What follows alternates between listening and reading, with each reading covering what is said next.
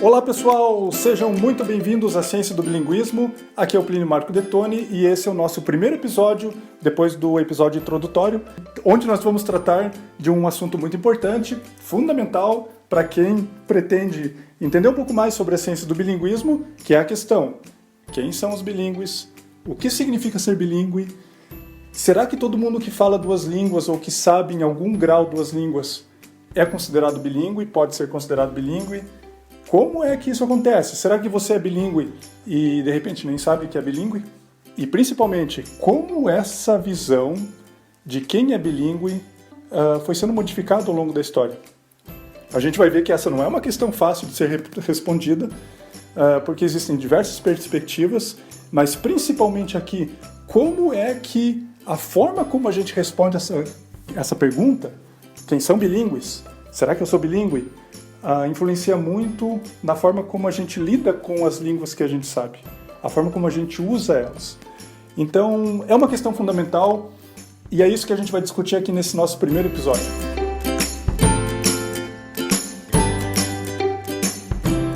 Então, o que significa ser bilíngue?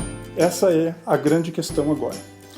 Veja só, gente, essa é uma questão que as pessoas se põem, né? As pessoas, os pesquisadores desse campo, eles se colocam essa questão desde a década de 30, 1930. E dá para imaginar mais ou menos que da década de 30 à década de 60, o que as pessoas normalmente diziam é que quem é bilíngue? Existem duas perspectivas na época. Existiam duas perspectivas na época. Bilíngue é aquela pessoa que sabe duas línguas no mesmo nível, como dois nativos, né? Um fala português, o outro fala alemão. Então, se você imaginar uma pessoa que sabe português e alemão no mesmo nível, altíssimo, no nível nativo, essa pessoa pode ser considerada bilíngue. Existia uma outra perspectiva que dizia o seguinte: não, também não, né? Não vamos exagerar. Quem é bilíngue? Bilíngue é aquela pessoa que sabe pelo menos alguma coisa em alguma outra língua. Ou seja, todo mundo, praticamente todo mundo, ou inclusive todo mundo, porque todo mundo sabe alguma palavra em inglês, alguma palavra em espanhol, né? Eu lembro que os meus parentes, muitos sabiam xingar em italiano, né? Então, muito bem, tá? São bilíngues. Ou seja, existiam dois extremos. Aquele grupo que dizia tem que saber duas línguas no mesmo nível para ser bilíngue. Ou seja, ninguém é bilíngue, praticamente ninguém. E o outro grupo que dizia, não, se você souber alguma coisa numa segunda língua, você é bilíngue, ou seja, todo mundo é bilíngue. Esse tipo de definição focado no conhecimento da língua, ou das línguas, não fazia muito sentido. Isso foi mais ou menos até a década de 60.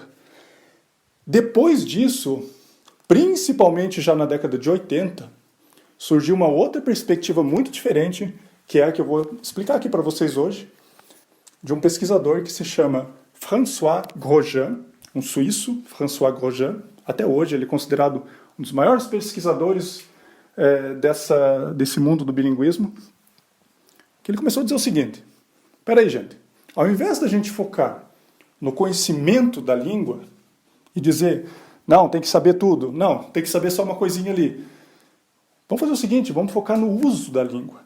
No uso. Porque, veja, eu falo português. Estou usando essa língua que eu sei, minha primeira língua, para fazer esse podcast. Eu uso português para fazer esse podcast. Mas eu também falo, por exemplo, inglês. E inglês eu uso para uma outra coisa. Num outro momento diferente, numa outra situação diferente. Eu sei um pouco de italiano. Italiano eu falo sobre alguns assuntos diferentes. Não são os mesmos assuntos que eu falo, por exemplo, português ou inglês. Outros assuntos, com outras pessoas. Então, o fato de eu usar línguas diferentes, ele está muito associado com as situações diferentes da minha vida. E pessoas diferentes que fazem parte da minha vida, dos meus relacionamentos. Então, o que seria o bilinguismo? O bilinguismo seria o uso regular de duas ou mais línguas, ou mais línguas, tá? A gente fala de bilinguismo também quando são 3, 4, 5 línguas. Mas aí não seria trilinguismo, poliglota? Também dá para chamar assim. Mas o campo do bilinguismo, classicamente, ele ficou associado com o fato de você usar 2 ou mais línguas. Né? Mesmo que tenha uma certa estranheza ali, bi, 2, mas ficou assim. Então, é o uso regular de 2 ou mais línguas, ou dialetos. Aí o que é língua, o que é dialeto, não vamos entrar nisso agora, mas basicamente é só uma questão política, tá? Não tem diferenças entre línguas e dialetos. Simplesmente uma questão política. Mas tudo bem, isso é uma outra história. De repente a gente fala disso no outro episódio. E os bilíngues são aquelas pessoas que usam 2 ou mais línguas nas suas vidas cotidianas. É o uso da língua, não o conhecimento da língua. Aí você diz, tá, mas beleza. Que diferença faz isso? Tudo bem, é o uso da língua, entendi. Tá, mas isso tem uma diferença gigantesca. E é isso que eu quero tentar mostrar para vocês agora. Muito bem, gente. Então, se a gente considerar que uma pessoa bilíngue é aquela que usa 2 línguas na sua vida cotidiana, normalmente para fazer coisas diferentes, tá? Não é que você faz a mesma coisa na primeira e na segunda língua. Normalmente você faz coisas diferentes. Hoje em dia, existem 2 visões diferentes com relação ao bilinguismo. Veja só. Essas visões, que a gente pode até, inclusive, considerá-las uma visão mais tradicional e uma visão um pouco mais contemporânea, elas acabam dizendo o seguinte: o que é um bilíngue? Um bilíngue é uma pessoa que usa 2 línguas no mesmo nível. 2 línguas no mesmo nível. Essa é uma visão mais tradicional, ainda muito arraigada ao que a gente comentou lá na década de 60, que é aquela coisa do bilíngue, que sabe 2 línguas no mesmo nível, no nível nativo e tal. Ainda existe hoje muitas pessoas que pensam assim. Na verdade, ainda é a visão predominante. Tanto que se você sair na rua e perguntar para uma pessoa se ela é bilíngue, mesmo que ela fale uma outra língua, é muito provável que ela diga não. Não, eu sei inglês, falo espanhol, mais ou menos, me viro. Né? Mas bilíngue também não vamos exagerar, né? Eu me viro em inglês e tal, mas eu não sou bilíngue, né? Essa é a visão tradicional, essa é a visão mais predominante. Então o que diz essa visão? Essa visão diz que a gente só pode ser considerado bilíngue se a gente fala 2 línguas no mesmo nível, ou seja, num nível nativo. Normalmente 2 línguas como língua materna, então, sei lá, o pai sempre falou uma língua, a mãe sempre falou uma outra língua, que eram as línguas maternas dessas 2 pessoas, né? E então você é bilíngue. Consequências disso. Então, por exemplo, essas pessoas que pensam assim ainda hoje, elas acham que um bilíngue de verdade consegue manter as 2 línguas sempre separadas. Como se eu tivesse, na verdade, quase 2 personalidades. Então, quando eu falo português, eu estou falando só português. Eu nunca misturo o português com, por exemplo, o alemão, que talvez eu saiba. Vamos supor que alemão é minha segunda língua, num nível altíssimo, nível nativo. Mas eu nunca misturo. Quando eu estou falando alemão, estou falando alemão. Eu sou alemão. Quando eu estou falando português, estou falando português. Sou brasileiro. E é isso. Então eles têm esse ideal do falante nativo. Aquele falante que domina muito bem a língua, o bilíngue seria como se fosse 2 falantes nativos da mesma pessoa. É a visão predominante. Quais são as consequências de se pensar nisso? Uma consequência principal, que é muito perigosa, na verdade, é que existe o bilíngue verdadeiro.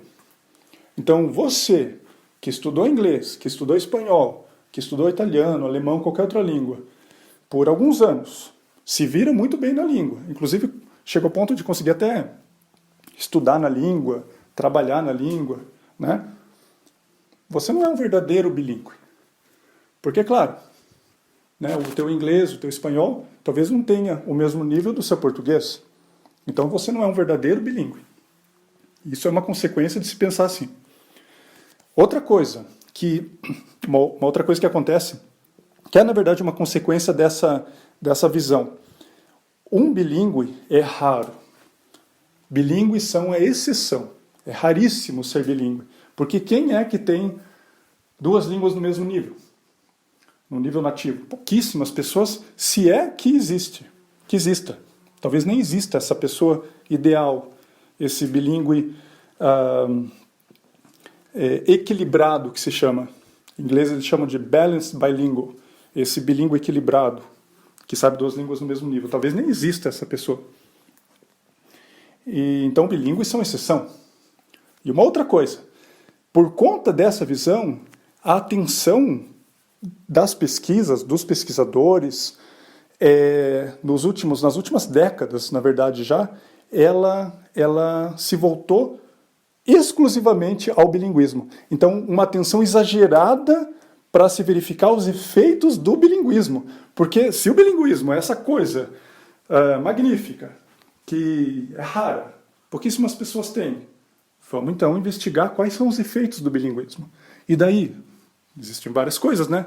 Que talvez, muito provavelmente, vocês já ouviram falar que o bilinguismo, ele influencia na cognição, ele influencia no cérebro, ele faz você viver mais, ele faz você... Acontece isso, acontece aquilo, a memória, a atenção, a linguagem, o planejamento, a inteligência, tudo melhora porque você é bilíngue. E as pessoas daí exageram muito nisso. Depois a gente vai ver o que tem de verdade nisso e o que tem de mito, quase tudo é mito, tá? Então essa atenção exagerada sobre os efeitos do bilinguismo. E uma outra coisa que talvez eu acho que é até a pior de todas é o seguinte: uma pessoa que fala duas línguas, quando tem essa visão mais tradicional do que é o bilinguismo, normalmente ela avalia a sua capacidade linguística na segunda língua como muito inadequada. Muito inadequada. Então a gente entra naquela história. Vocês já ouviram o cara que fala inglês e que dele começa, quando ele vai falar com o nativo, né, com o falante nativo do inglês, ele começa assim: "Oh, I'm so sorry for my English. I'm so sorry, I don't speak English that well. I'm so sorry for my English." Sabe? Me desculpe pelo meu inglês. Eu não falo inglês tão bem assim. Eu estou aprendendo ainda. Eu só falo há 10 anos. Eu só falo há 20 anos, mas ainda não está bom. Me desculpe, I'm so sorry. So sorry for my English. É isso. Porque, claro, se você tem essa visão de que um bilíngue precisa saber as duas línguas de forma perfeita, sem contar que não tem nativo que fale nenhuma língua de forma perfeita, né? Claro. Mas tudo bem, vamos pular essa parte agora. É claro que a pessoa, se ela tem essa visão de que essa pessoa bilíngue, esse bilíngue ideal, ela nunca vai chegar naquele ponto. Então é claro que ela sempre vai achar que o que ela fala da língua, da segunda língua, é muito pouco.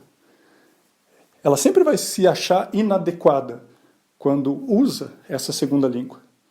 Isso é a consequência mais, talvez, destrutiva, negativa, destrutiva dessa forma de se pensar o bilinguismo. François Grosjean, esse pesquisador que eu comentei para vocês, ele tem um modo de chamar essa perspectiva mais tradicional.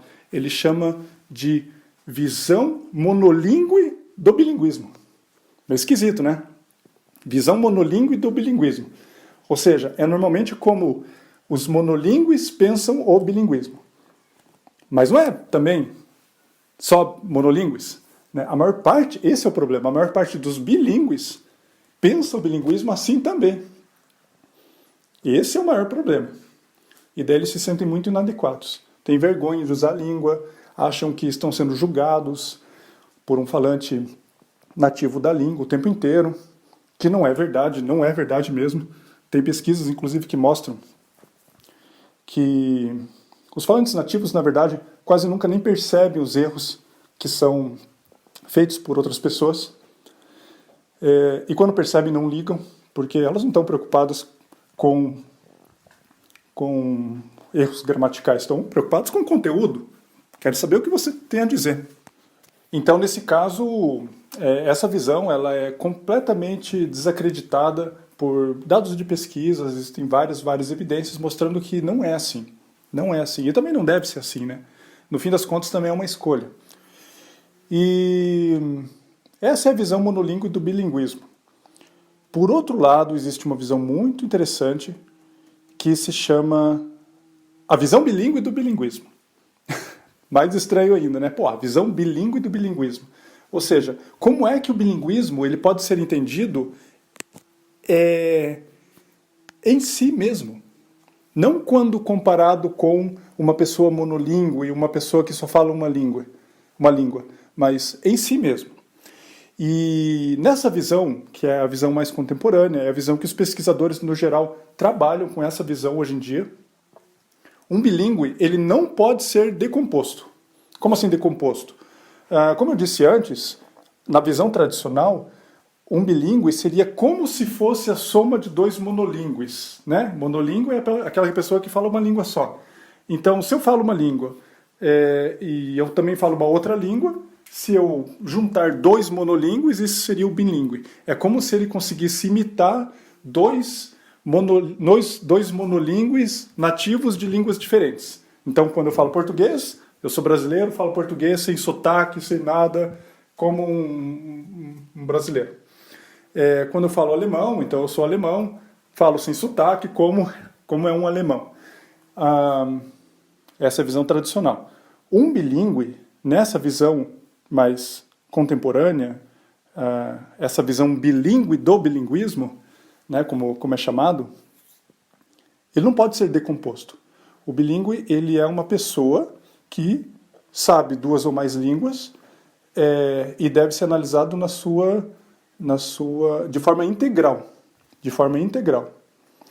E quando fala uma língua, fala com algum propósito para um grupo de pessoas, tem uma função, aquela língua tem uma função na vida dela. Quando fala uma outra língua, aquela língua provavelmente tem uma outra função, fala com outras pessoas para resolver problemas diferentes.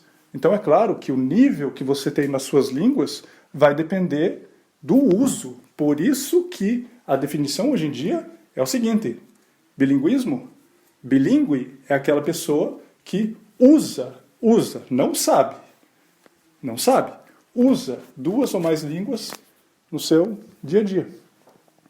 É isso. E o Grosjean, aquele pesquisador que eu comentei com vocês, o Grosjean ele tem uma comparação muito interessante, que é o seguinte. Pense no atletismo. Né? O atletismo tem várias modalidades diferentes. Por exemplo, existe a corrida de velocidade. Na corrida de velocidade, por exemplo, se a gente pegar 100 metros rasos, 100 metros rasos é uma coisa incrível. Né? O recorde mundial é de 9,58 segundos. É muito rápido. E é uma modalidade. É uma pessoa que corre 100 metros sem parar. Pá. É isso que ela faz. Existe uma outra modalidade no atletismo que se chama salto em altura. Não o salto com vara, né? O salto em altura que a pessoa simplesmente pula. O salto em altura, eu acabei de verificar aqui, o recorde mundial é de 2,45 metros. É muita coisa. O cara consegue saltar muito alto. Mas existe uma outra modalidade no atletismo que se chama corrida com barreiras.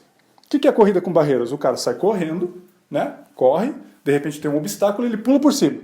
Continua correndo. Tem um outro obstáculo, ele pula por cima. Continua correndo. Veja só, o que é a corrida com barreiras?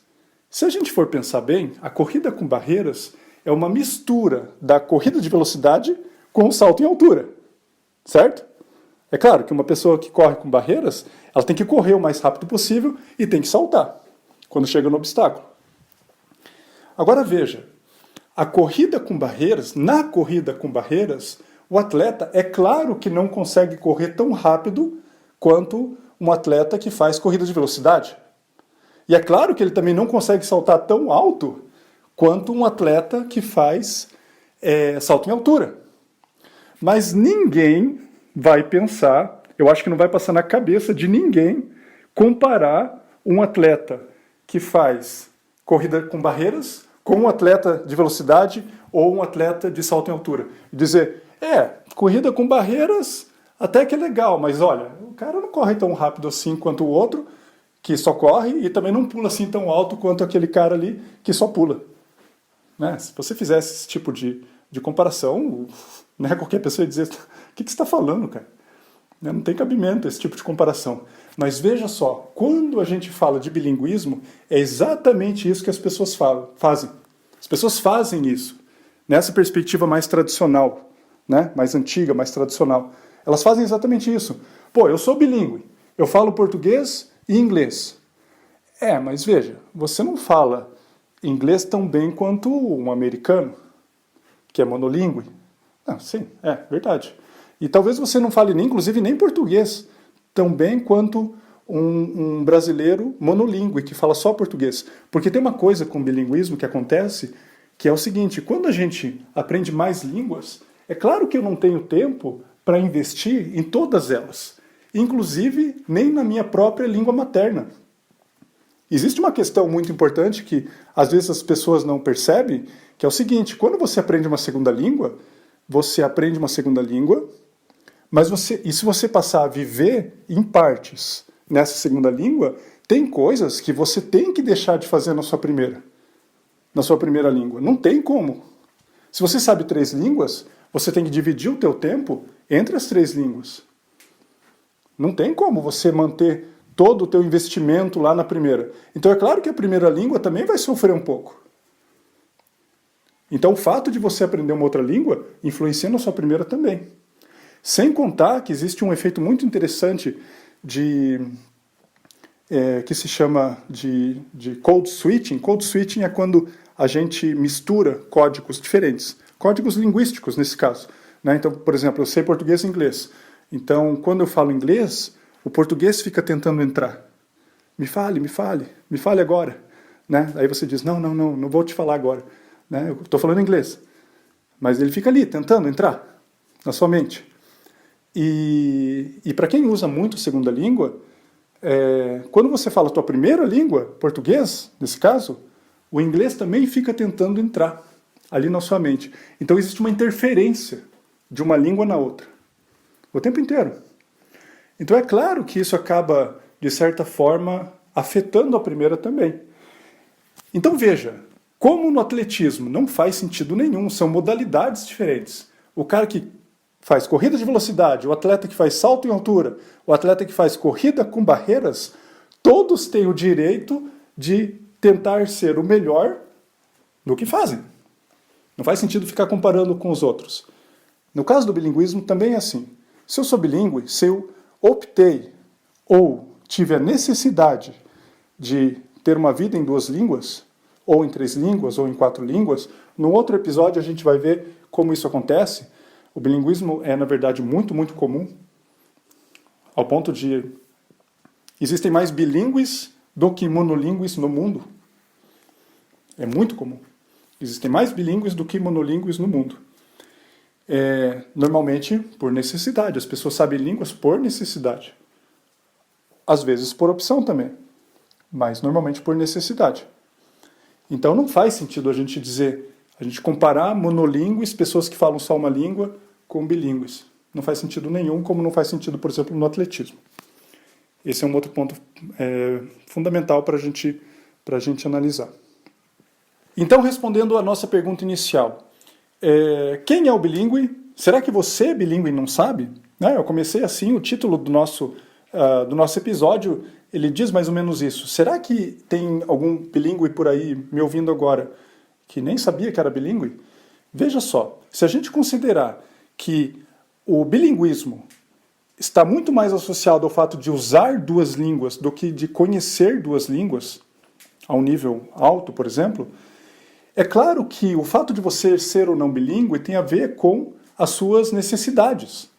Tem a ver com as suas necessidades. Então, por exemplo, existem pessoas que é muito comum, por exemplo, na universidade.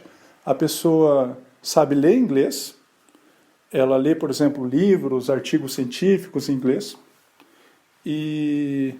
mas ela não fala, também não consegue entender, por exemplo, compreensão oral, né? Também não consegue entender muito, mas ela lê bem. Mas se você analisar o que ela precisa fazer naquele momento, é isso que ela precisa fazer naquele momento. Ela tem que ser capaz de ler. e ela consegue ler, ela se vira. Né? E não lê no geral, por exemplo, não é que a pessoa vai conseguir ler Shakespeare em inglês.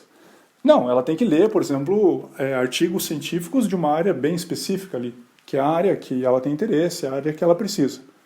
Essa pessoa é considerada bilíngue.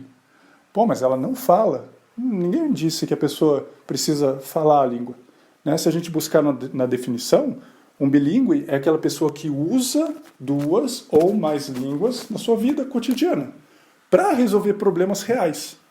Essa pessoa que só lê inglês, mas não fala, não entende, de repente nem escreve, ela consegue resolver um problema real. O nível linguístico dela em inglês bate com a sua necessidade atual.